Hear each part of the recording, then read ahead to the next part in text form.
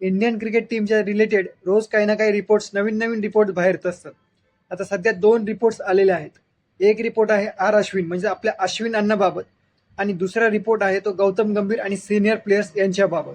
आता पहिला जो रिपोर्ट बाहेर आलेला आहे आर अश्विन म्हणजे आपल्या अश्विन अण्णाबाबतचा, तो म्हणजे आर अश्विन अजित आगरकरच्या जागी चीफ सिलेक्टर होऊ शकतो. 2027चा जो वर्ल्ड कप आहे, वन डेचा वर्ल्ड कप, त्याच्या आधीच आर अश्विन, आपला अश्विन अण्णा चीफ सिलेक्टर होऊ शकतो अजित आगरकरच्या जागी. आता रिपोर्ट खरा असू शकतो का? असूही शकतो, कारण अजित आगरकरचं जे टर्म आहे सध्याचं चीफ सिलेक्टर म्हणूनचं, त्याच्यामध्ये बरेच थोडे कॉन्ट्रोवर्सीज आहेत. त्याच्यामुळे अजित आगरकरला हटवून दुसरा कोणाला तरी सिलेक्टर केलं जाऊ शकतं, आणि तो सिलेक्टर आर अश्विन सुद्धा असू शकतो. तर अश्विनला ते चीफ सिलेक्टर करतील का? कारण एकीकडे गौतम गंभीर हेड कोच आहे आणि दुसरीकडे आर अश्विन.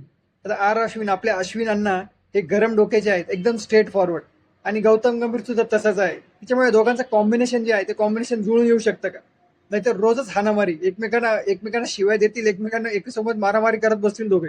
आर अश्विनने त्याचं जे युट्यूब चॅनल आहे त्याच्यावर गौतम गंभीरला बऱ्याच वेळेस क्रिटिसाइज सुद्धा केलेलं आहे त्याच्या डिसिजन संबंधी. जसं टीममध्ये जास्तीत जास्त प्लेइंग इलेव्हन जास्त ऑलराऊंडर खेळवणं, म्हणजे प्युअर बॅट्समन किंवा प्रॉपर बॉलरच्या जागी जास्त ऑलराऊंडर्सला खेळवणं, किंवा प्लेइंग इलेव्हनमध्ये सारखे चेंजेस करत राहणं, किंवा जसं संजू सॅमसन असेल, संजू सॅमसनला टीम प्लेइंग इलेव्हनमध्ये न ठेवणं, या बाबतीत त्याने बऱ्याचदा क्रिटिसाइज केलेलं आहे गौतम गंभीर.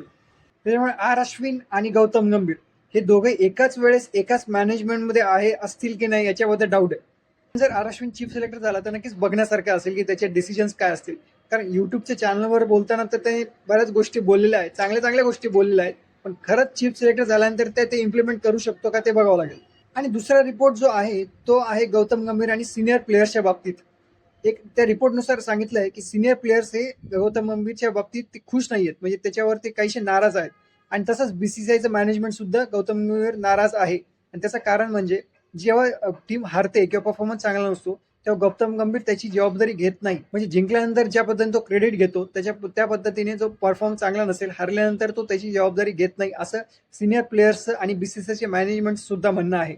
आणि सिनियर प्लेयर्सनी अजूनही काही तक्रारी मॅनेजमेंटकडे केलेल्या आहेत असंही त्या रिपोर्ट्समध्ये सांगितलेलं आहे. जसं की काही डिसिजन्स असतील तर तो गौतम गंभीर एकतर्फी घेतो, सिनियर प्लेयर्स सोबत डिस्कस केलं जात नाही, असंही त्या रिपोर्ट्समध्ये सांगण्यात येत आहे. रिपोर्ट्सचं काही सांगू नाही शकत की त्याच्यावर विश्वास ठेवू शकतो की नाही ठेवू शकत, कारण इंडियन क्रिकेट टीमच्या बाबतीत नवीन नवीन रिपोर्ट्स रोजच बाहेर येत असतात.